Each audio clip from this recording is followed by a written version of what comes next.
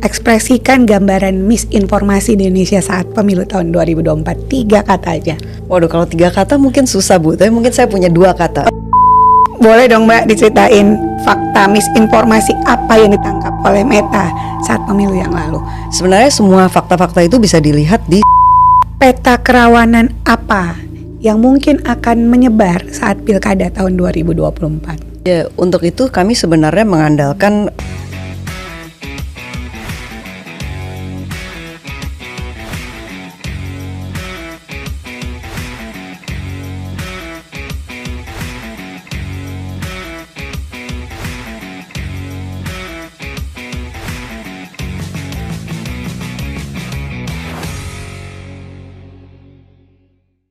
Hai teman pemilih, salam sehat.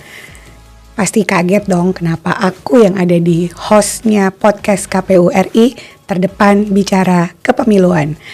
Pagi hari ini di kantor KPU RI saya ditodong oleh timnya Mbak Reni untuk jadi host podcast KPU RI terdepan bicara kepemiluan untuk semua teman pemilih.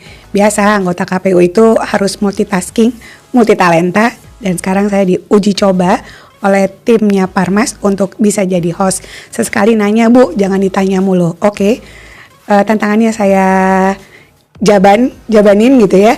Dan sekarang di hadapan saya sudah hadir Mbak yang cantik sekali yang selalu membantu Komisi Pemilihan Umum.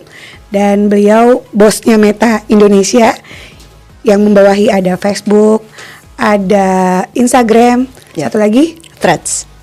Threads. Nah, sekarang kita akan bicara banyak pada pagi hari ini. Mudah-mudahan akan memberikan banyak informasi soal misinformasi. Apalagi dalam waktu dekat kita akan menghadapi pilkada tahun 2024. Teman pemilih, perkenalkan ini Mbak Elis. Mbak Elis boleh perkenalkan sendiri dirinya. Halo semua teman pemilih, senang sekali nih bisa gabung pada hari ini. Saya Elis Budi Satrio, saya dari tim kebijakan misinformasi di Meta. Tim itu tugasnya yang membuat aturan-aturan tentang bagaimana kami menangani misinformasi, termasuk konten seperti apa yang bisa dikoreksi oleh pemeriksa fakta, juga tindakan apa yang kami berikan kepada akun-akun dan konten-konten yang mengandung misinformasi. Mbak Elis, ini karena pemirsa kita, teman pemilih kita mungkin dari segala lapisan, boleh dikasih tahu dulu Mbak, misinformasi itu apa sih? Barang apa ini? Ya, kalau bagi kami di Meta, misinformasi dan disinformasi itu beda ya. Karena kalau kita ngomongin ini kadang orang itu menggunakan istilah-istilah yang berbeda-beda. Ada misinformasi, disinformasi, berita palsu, hoax gitu ya. Kalau buat kami ini ada pendekatan yang berbeda-beda karena ada paling sedikit 2 problem yang berbeda.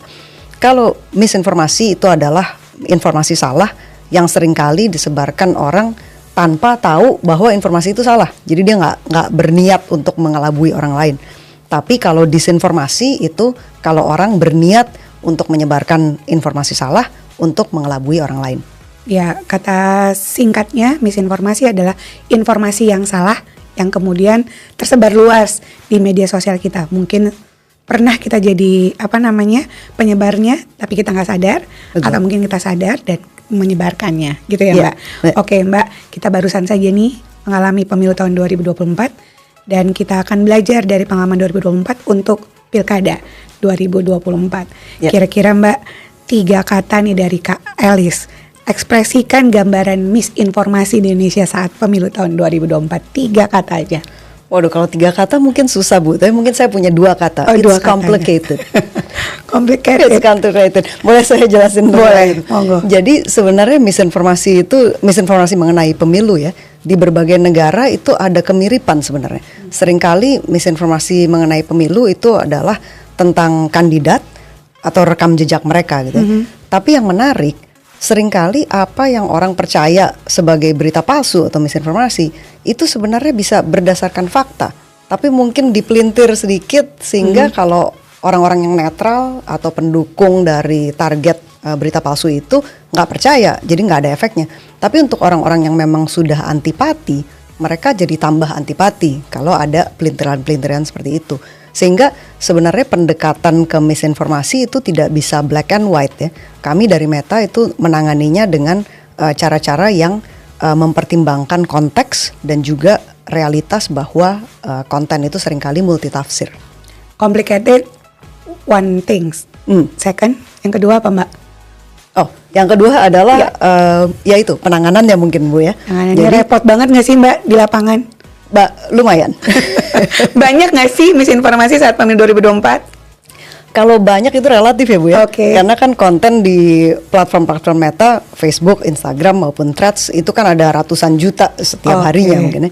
Nah tapi pendekatan kami bekerja sama dengan mitra pemeriksa fakta independen. Jadi di Meta itu kami tidak menentukan apa konten yang benar atau apa yang keliru. Yang menentukan adalah pemeriksa fakta. Di Indonesia kami kerjasama dengan Kompas, Tempo, Tirto, Liputan 6, Mavindo, dan AFP. Jadi kalau mereka sudah menentukan satu konten itu salah atau keliru, kemudian kami mengambil beberapa langkah. Satu, kami label. Jadi ada label konten yang salah gitu ya. Orang jadi tahu kalau itu salah. Mereka juga akan lihat artikel cek fakta dari pemeriksa fakta, jadi mereka bisa tahu di mana letak kesalahan konten tersebut. Kemudian juga kami kurangi penyebarannya, jadi walaupun konten itu masih ada di platform, tapi sedikit sekali orang yang bisa lihat konten itu. Dan kami juga ada tindakan-tindakan untuk akun-akun yang seringkali menyebarkan misinformasi. Akun tersebut akan demote secara keseluruhan, artinya apapun yang mereka posting itu sedikit sekali orang yang akan lihatnya. Wow. Jadi pertama dia complicated, riuh lah ya bahasa kita tuh ya, riuh banget misinformasi ini di pemilu tahun 2024. Nanti kita akan turunkan lagi apa yang dimaksud dengan keriuhan, complicatednya waktu misinformasi pemilu 2024. Kita harus belajar nih Mbak, sehingga saya sebagai yang punya medsos harus gimana nanti ke depannya. Lalu kemudian yang kedua tadi bentuk pengawasannya ternyata juga seriuh bentuk isinya gitu ya, dan mungkin nanti seperti apa bentuk penanganannya nanti kita akan lebih dalamin lagi kepada Kak Elis. Siap. Budi Satrio, misinformasi policy manajernya Meta. Nah baru 2 nih Mbak, nggak ada lagi nih yang terakhir nih. Terakhir saya sebut juga untuk disinformasi, karena tadi saya sebut disinformasi ya. Jadi kalau disinformasi itu beda, karena kan saya bilang disinformasi itu kan informasi salah yang disebarkan secara sengaja untuk mengelabui orang lain. Nah ini perilaku yang sebenarnya melanggar aturan Meta, melanggar standar komunitas kami. Sehingga kami pakai tim investigasi. Ada tim yang tugasnya bisa lihat, mendeteksi perilaku-perilaku seperti ini. Kalau mereka menemukan bukti bahwa ada akun-akun tertentu yang terlibat dalam penyebaran disinformasi, mereka akan hapus semua akun-akunnya. Sehingga orang-orang ini tidak akan bisa menggunakan Facebook, Instagram maupun Threads lagi. Serius itu? Iya. Ada tim penanganannya? Ada pasti Bu. Oh langsung di ban? Langsung di ban. Oh oke. Nggak ada woro-woro dulu? Oh maksudnya dengan investigasi. Betul, ya? investigasi. Jadi di ban setelah ada bukti, ditemukan bukti bahwa ini adalah akun-akun biasanya sindikat tuh Bu. Kayak mereka koordinasi gitu ya. Koordinasi dan seringkali pakai akun palsu. Biasanya bukan akun benar tuh yang terlibat kegiatan seperti itu. Wow. Ya.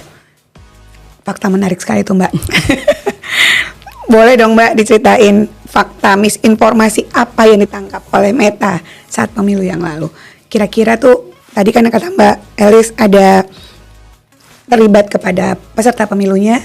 Ya. Apakah paslon, apakah partai politik, apakah calon anggota DPD might be, atau kepada penyelenggara KPU, Bawaslu gitu ya, atau mungkin DKPP, mungkin atau antar pemilih itu sendiri. Kira-kira fakta apa nih Mbak yang menarik, mungkin membuka mata kita gitu ya sebagai pemilih, sebagai penyelenggara untuk lebih watch out nanti di pilkada tahun 2024. Sebenarnya semua fakta-fakta itu bisa dilihat di situs-situs para pemeriksa fakta kami, Bu. Jadi teman-teman pemilu bisa ke situs Kompas, Tempo, Tirto, Liputan 6, AFP, Mavindo ya. Di situ banyak sekali bisa dilihat ada misinformasi tentang kandidat, rekam jejak mereka, dan juga penyelenggaraan pemilu. Tapi seperti tadi saya bilang, kalau teman-teman melihat konten seperti itu di platform Meta dan konten-konten itu sudah dikoreksi oleh pemeriksa fakta, teman-teman juga akan melihat label. Jadi teman-teman tahu bahwa oh ini foto atau video yang sudah dimanipulasi misalnya. Kemudian bisa lihat artikel cek faktanya. Tolong diklik artikel cek faktanya supaya teman-teman bisa tahu yang lebih lanjut yang mana. benar. Oke. Yang benar tuh apa. Gitu. Oh oke. Berarti begitu serius ya. Jadi nanti diklasifikasi dulu. Ini misinformasi, ini disinformasi. Kalau misinformasi berarti ada bentuk fakta sebenarnya. Fakta itu pasti yang sebenarnya dong ya. Lalu kemudian kalau disinformasi ada investigasi, begitu kan Mbak? Betul. Lalu kemudian kalau perlu di-ban langsung di-ban oleh Meta. Untuk 3 platform tadi, Facebook, Instagram, dan Threads. Nanti ke depan juga gitu nih Mbak, pilkada. Oh iya, jadi langkah-langkah yang kami ambil ini sebenarnya global ya, bukan di Indonesia aja, dan juga bukan pada masa pemilu aja. Kami memang punya sistem lewat otomasi dan juga orang-orang yang pemeriksa konten yang terus jalan, terus bekerja, bukan cuma masa pemilu aja, tapi tentunya pada masa-masa pemilu kami tingkatkan kewaspadaan. Bisa ketahuan Mbak, ini akunnya the real akun sebenarnya atau akun robot? Bisa? Bisa. Oh gitu? Iya, jadi sebenarnya di Meta itu untuk penindakan akun-akun palsu, kami lebih banyak lewat otomasi. Jadi sekitar 99% dari akun-akun palsu yang kami hapus itu sebelum orang melaporkan kepada kami. Jadi artinya kami mendeteksi secara lewat sistem otomasi, kemudian kami langsung hapus tanpa akun itu bisa dipakai.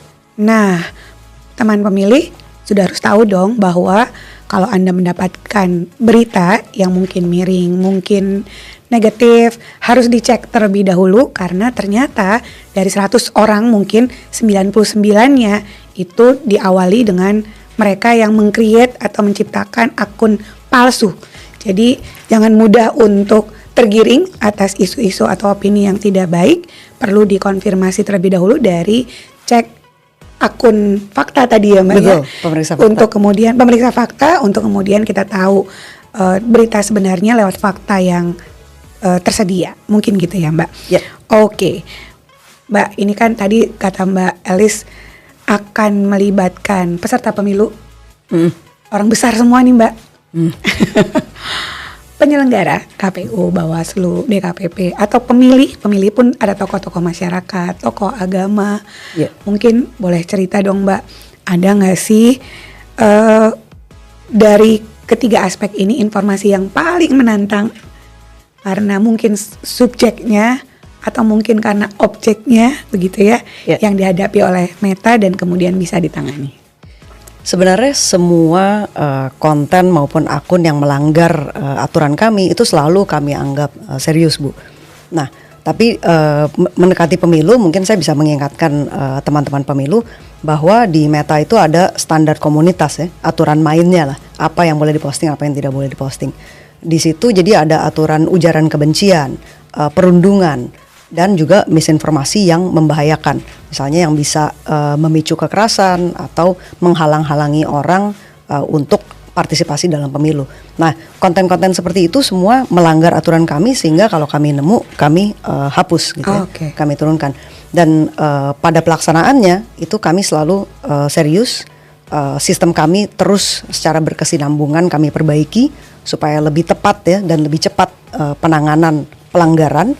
Dan juga kami bisa minimalisir adanya dihapusnya konten-konten yang sebenarnya tidak melanggar karena kadang-kadang itu juga terjadi ya. Gitu. Jadi fokus kami itu selalu dalam pemilu manapun ya, termasuk di Indonesia tentunya pemilu dan pilkada. Kami ingin platform-platform kami digunakan untuk memfasilitasi suksesnya pelaksanaan pemilu, misalnya dengan fasilitasi edukasi publik dan juga supaya orang bisa diskusi isu-isu yang penting supaya mereka bisa menentukan pilihannya. Dan satu lagi kami mau memastikan bahwa platform kami ini tidak disalahgunakan, tidak disalahgunakan untuk memecah belah orang atau mengelabui orang atau apalagi menyakiti orang online maupun offline. Serius itu ya Mbak, berarti Meta juga banyak kerjaannya. Berarti Meta juga ikut mencerdaskan anak bangsa dong harusnya ya, sehingga penanganan terkait dengan misinformasi, disinformasi juga ditangani dengan serius begitu ya. Dan memang tidak ada pilih-pilih nih Mbak.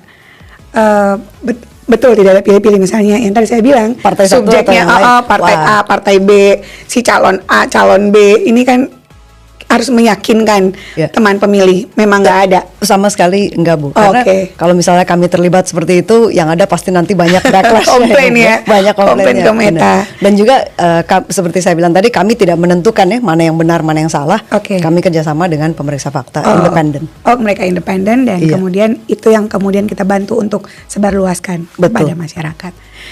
Teman pemilih, nah itu banyak sekali pada segmen 1 ini kita mendapatkan insight oleh Bos Meta Indonesia langsung begitu ya di podcast KPU RI Terdepan Bicara Kepemiluan. Tapi jangan lupa, ini karena saya hostnya juga host temporer begitu ya, untuk subscribe, komen, like, and share podcast KPU RI. Kita ketemu di segmen kedua. Terima kasih masih menyimak saya, host yang ditodong oleh tim Parmas. Dan kali ini kita ada di segmen kedua masih dengan Mbak Elis. Saya lebih enak menyebutnya bosnya Meta aja gitu ya. Bos misinformasi. Bosnya misinformasinya Meta Indonesia. Dan Mbak Elis akan cerita ke kita untuk segmen kedua ini apa yang harus kita lakukan sebagai pemilih yang cerdas tentunya untuk menghadapi misinformasi pada saat Pilkada tahun 2024. Pilkada sendiri sebentar lagi nih teman-teman, tanggal 27 November 2024. Pencalonannya pun akan kita mulai di akhir Agustus ini. Nah, ketika sudah ada pencalonan dan ini akan tersebar di 514 kabupaten kota, kali aja berapa calon. Terus 38 provinsi kecuali Jogja tadi ya, kalau wali kota bupati kecuali di DKI Jakarta tentu kali aja berapa calon. Maka kita berharap tagline bahwa pemilu termasuk pilkada adalah sarana integrasi bangsa itu betul-betul akan mengintegrasikan kita sebagai anak bangsa yang cinta terhadap negara kesatuan Republik Indonesia. Tapi kan sekarang kita itu pasti akan dihadapi dengan teknologi informasi yang sangat luar biasa. Yeah. Dulu tuh kita perlu baca koran dulu gitu ya. Dan hanya orang-orang yang punya duit bisa beli koran dan dia bisa baca gitu ya Mbak. Yeah.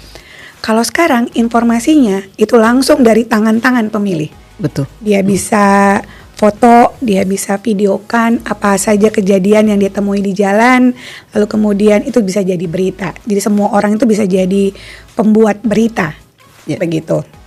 Apalagi nih pilkada, tadi kan kata Mbak Elis bahwa kalau saya adalah pendukung A, menerima berita negatif terhadap pendukung B, saya akan sebarluaskan itu, ya kan Mbak?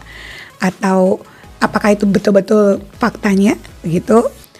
Dan kalau kita tidak cerdas sebagai pemilih, tentu bisa menjadi perusak integrasi bangsa kita nih gitu. Betul. Kalau kita tidak cerdas.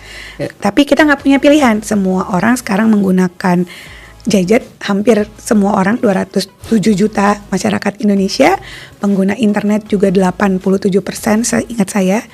Betul ya Mbak. Dan kemudian mereka akan keterdahan informasi sangat cepat. Oleh karenanya saya meyakini sekali bahwa untuk pilkada tahun 2024 masih banyak yang swing voter. Swings itu dia belum bisa menentukan saya lebih suka yang mana ya. Apakah nanti si partai politik peserta pemilu yang akan mengajukan calon kandidat untuk pilkada ini memberikan yang terbaik buat saya. Dia akan mencari-cari kan Mbak. Dan yang paling gampang itu adalah nyari lewat internet. Bisa lewat Facebook, bisa lewat Instagram. Pengen tahu kan orang ini kayak apa sih begitu. Oleh karenanya Mbak, boleh dong dikasih tahu ke kita. Karena pengalaman Meta yang luar biasa, mungkin menghadapi pemilu-pemilu di luar Indonesia, pemilu tahun 2024, kira-kira nih Mbak, peta kerawanan apa yang mungkin akan menyebar saat pilkada tahun 2024? Ya, untuk itu kami sebenarnya mengandalkan informasi yang kami terima dari para mitra kami ya Bu ya. Jadi saya sebut tadi kami punya mitra pemeriksa fakta independen. Kami juga punya mitra-mitra organisasi sipil, organisasi masyarakat sipil. Nah, organisasi-organisasi ini memberitahukan kami bahwa kami harus waspada menjelang pilkada akan misinformasi yang sifatnya sangat lokal Bu. Jadi misalnya rumor tentang komunitas tertentu yang disebarkan di komunitas sekitarnya aja gitu ya. Nah, untuk ini kami harapkan itu masyarakat juga meningkatkan kewaspadaan. jangan mudah terhasut ya, apalagi dengan isu-isu yang berbau sara. Betul. Berarti masyarakat pun harus aware ya. Dan dia punya kanal untuk ngelaporin nggak Mbak? Ini kira-kira agak akan merusak begitu. Kira-kira nih akan membahayakan gitu buat wilayah saya nanti. Ya. Karena kan pilkada itu sangat lokal ya Mbak. Betul. Kedekatan antara pemilih dengan yang akan dipilih itu terlalu dekat. Betul. Dan dia terlalu kenal, apakah itu nanti saudaranya, apakah nanti karena ya lokal gitu ya. Kira-kira ada nggak Mbak kanal-kanal yang perlu diantisipasi? Ya, jadi setiap konten di Facebook, Instagram maupun Threads itu bisa dilaporkan. Ya, dan kami sangat menganjurkan semua masyarakat, semua pengguna platform-platform kami untuk ikut menjaga, membasmi konten-konten yang berbahaya seperti itu, yang melanggar aturan standar komunitas. Apakah itu ujaran kebencian atau perundungan atau misinformasi tentang tanggal, tempat memilih, bagaimana cara memilih dan sebagainya. Itu semua melanggar aturan kami. Jadi tolong masyarakat pengguna platform bisa melaporkan dengan klik ikon 3 titik di sudut kanan atas setiap konten. Betul. Jadi bisa dilaporkan. Kalau dilaporkan melanggar aturan, kami akan hapus kontennya. Terus juga kami bekerja sama dengan mitra-mitra pemeriksa fakta, ormas sipil, dan tentunya KPU dan Bawaslu. Semua mitra kami ini kan punya staf maupun relawan di berbagai daerah di Indonesia. Betul. Dan mereka juga menjadi mata dan telinga tambahan kami gitu, Mbak. Jadi mereka juga melaporkan konten. Kalau yang melanggar aturan kami akan hapus. Oh, berarti nggak perlu kayak dulu kan harus lapor ke mungkin ke kementerian apa, ke polisi apa. Si pemilih itu bisa langsung ya lapor lewat titik 3 di atas akunnya gitu ya Mbak. Betul, ya. betul. Lalu nanti akan ditindak lanjut oleh Meta sendiri. Dan sebelum tindak lanjut tentu harus dicek dulu kebenarannya gitu ya Mbak. Benar, melanggar atau tidak gitu. Termasuk juga nanti isu terkait dengan KPU yang tidak benar. Boleh? Betul, bisa. Ya. Tapi juga kalau isu-isu mengenai baik KPU, Bawaslu maupun para kandidat gitu ya. Mungkin saya tadi bisa jelaskan lebih jelas bahwa pendekatan kami ke misinformasi itu sebenarnya ada 3 pilar ya. Okay. Jadi pertama kami cuma hapus konten-konten yang melanggar standar komunitas. Okay. Dan dalam hal misinformasi itu hanya misinformasi yang membahayakan. Jadi yang bisa memicu kekerasan atau menghalang-halangi orang partisipasi dalam pemilu. Di luar itu tidak semua misinformasi itu melanggar aturan kami. Jadi kalau misinformasi yang tidak melanggar standar komunitas, kami kirim ke pemeriksa fakta. Kalau mereka menandai konten tersebut sebagai konten yang salah, baru terus kami turunkan penyebarannya. Jadi masih ada, tapi sedikit sekali orang yang bisa melihat. Oke. Tapi juga kami berikan informasi tambahan dengan berita cek fakta, dengan label bahwa konten itu salah. Oke, jadi don't worry ya, maksudnya jangan khawatir. Semua pemilih kita, semua teman pemilih kita, kalau Anda mendengarai ini berita yang atau bahkan disinformasi, pasti akan ditangani oleh Meta sesuai dengan ketentuan yang sudah ditetapkan lewat SOP-nya, standard of procedure-nya Meta. Jadi jangan khawatir. Jadi nanti saya lapor nanti nggak ditindaklanjut. Jangan khawatir, pasti akan ditindaklanjut.